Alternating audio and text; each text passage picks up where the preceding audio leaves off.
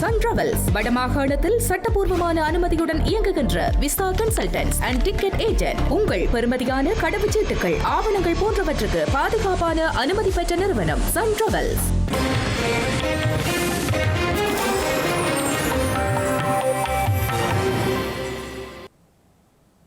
வணக்கம். இது ஐபிசி தமிழின் காலை நேர பிரதான செய்திகள். முதலில் தலைப்புச் செய்திகள். 22வது திருத்தத்தை நிறைவேற்ற சர்வஜன வாக்கெடுப்பு அவசியம். தமிழரசு கட்சி தீர்மானம். துபாயில் தொடர்ந்து கைது செய்யப்படும் பாதாள உலக குழுவினர் இலங்கைக்கு நாடு கடத்த நடவடிக்கை.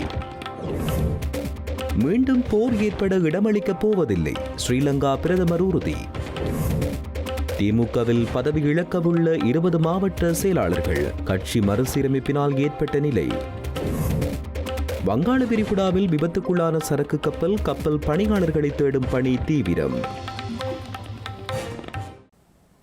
இனி தொடர்வது விரிவான செய்திகள். ஸ்ரீலங்கா அரசாங்கம் கொண்டு வந்துள்ள 22வது அரசியலமைப்பு திருத்த சட்டமூலம் தொடர்பில் சர்வஜன வாக்கெடுப்பு நடத்தப்பட வேண்டும் என்பதை இலங்கை தமிழரசு கட்சியின் நிலைப்பாடு என அந்த கட்சியின் பதில் பொதுச் செயலாளர் M.A. சுமந்திரன் தெரிவித்துள்ளார். வவுனியாவில் நேற்றைய தினம் இடம்பெற்ற புதிய உள்ளூராட்சி மன்ற உறுப்பினர்களுக்கான செயலமர்வின் பின்னர் அவர் இந்த விடயத்தினை தெரிவித்தார்.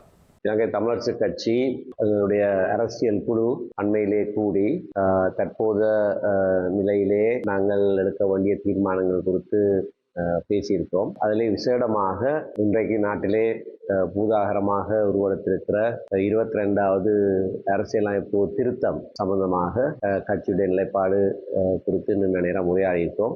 இறுதியிலே கட்சியாக நாங்கள் எடுத்திருக்கிற தீர்மானம், இந்த அரசியலமைப்பு திருத்தம் என்பது மக்களுடைய இறைமையோடு சம்பந்தப்பட்ட விடயம். ஆகையினாலே 3/2 பெரும்பான்மை மட்டும் இந்த சட்ட திருத்தத்துக்கு போதாது, மக்களிடத்திலே இதை தீர்ப்புக்காக விட வேண்டும். ஒரு கட்சிக்கே 3/2 பெரும்பான்மை இருக்கிற போது 3/2 பெரும்பான்மையோட அரசியலமைப்பை திருத்தலாம் என்று சொல்லுவது, அந்த 3/2 பெரும்பான்மை என்ற தேவைப்பாடு எதற்காக கொண்டு வரப்பட்டதோ அதை மீறுகிறதாக இருக்கிறது. ஆகையினால் அப்படியான சந்தர்ப்பங்களிலே நேரடியாக மக்கள் அதை அனுமதிக்க வேண்டும் என்கின்ற ஒரு தேவைப்பாடு செயற்படுத்தப்பட வேண்டும்.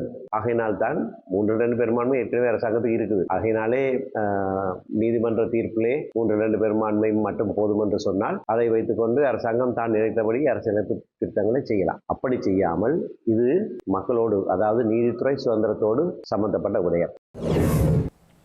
துபாயில் தலைமறைவாகியிருந்த திட்டமிட்ட குற்ற செயல்களோடு தொடர்புடைய ரஞ்சி, எல்டோ தர்மி, பஸ் லலித் மற்றும் வனாதே சது ஆகியோர் கைது செய்யப்பட்டுள்ளதாக அந்நாட்டு பாதுகாப்பு படையினர் ஸ்ரீலங்கா பாதுகாப்பு பிரிவினருக்கு அதிகாரப்பூர்வமாக அறிவித்துள்ளனர்.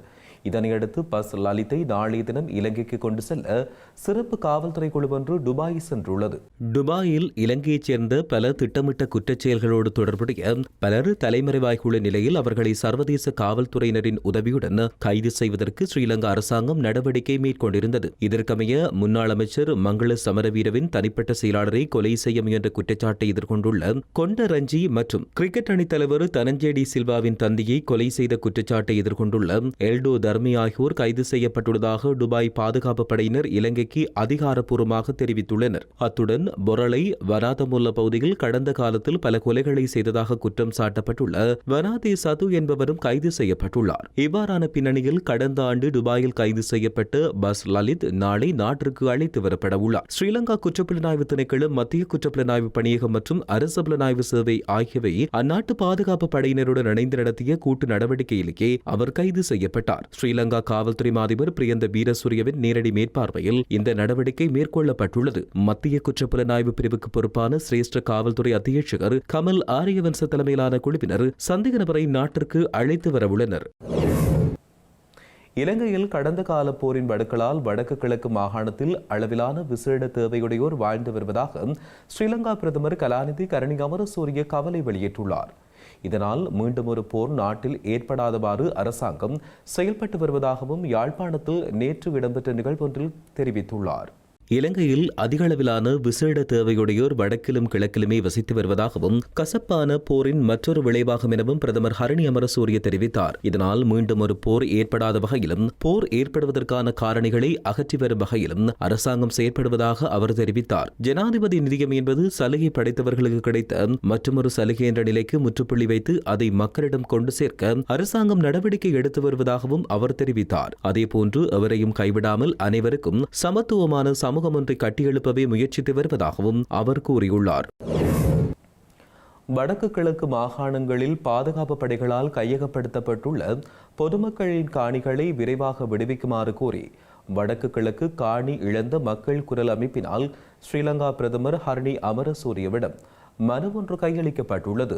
யாழ் மாவட்ட செயலகத்தில் பிரதமர் தலைமையில் நேற்று இடம்பெற்ற நிகழ்விற்கு பின்னர் இந்த மனு கையளிக்கப்பட்டுள்ளது. யாழ் மாவட்ட வலிவடக்கு மக்கள், அதேபோல பிரதானமாக மன்னாரா இருக்கலாம், அதேபோல கிளிநொச்சாக இருக்கலாம், அதேபோல எங்களுடைய முல்லைத்தீவு கேப்பாப்புலவு மக்களாக இருக்கலாம், அதேபோல மட்டக்களப்பு, மயிலத்தமடு, மாதமுனை போன்ற நபர்களுடைய இந்த காணி பிரச்சனையினுடைய ஒட்டுமொத்த எங்களுடைய மகஜரினை அவருடைய கையளித்தோம்.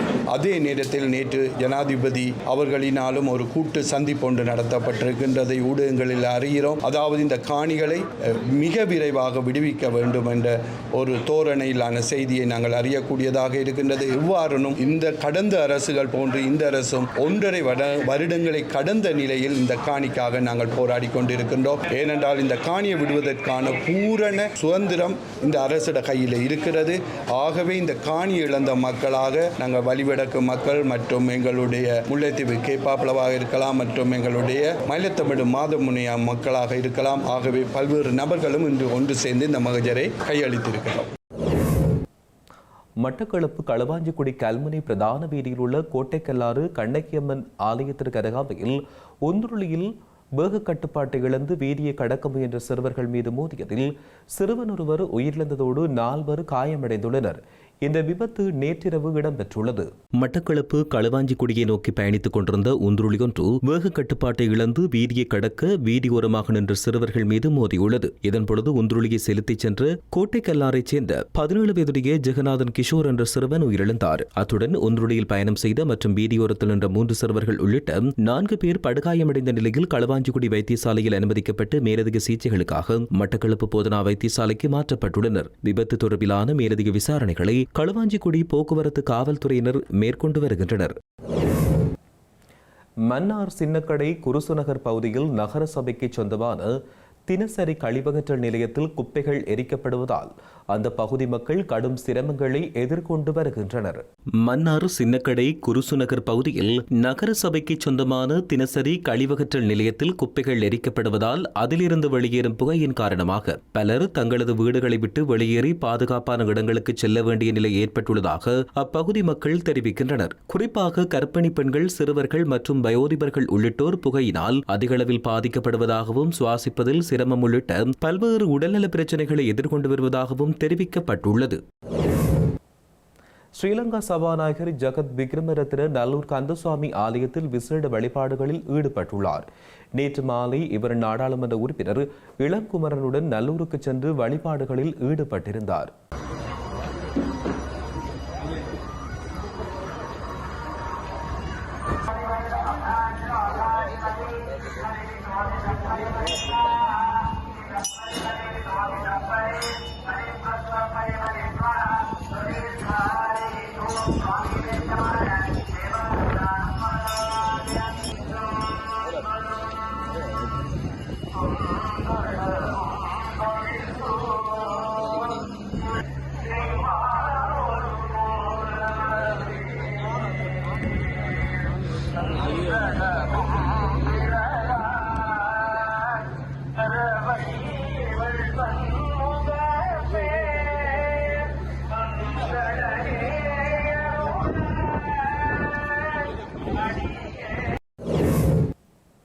யாழ்ப்பாணம் கோப்பாய் பகுதியைச் சேர்ந்த 14 வயது சிறுமியை கடத்திச் சென்று பாலியல் துஷ்பிரயோகத்துக்கு உள்ளாக்கிய குற்றச்சாட்டில் 27 வயது இளைஞர் ஒருவர் கைது செய்யப்பட்டுள்ளார்.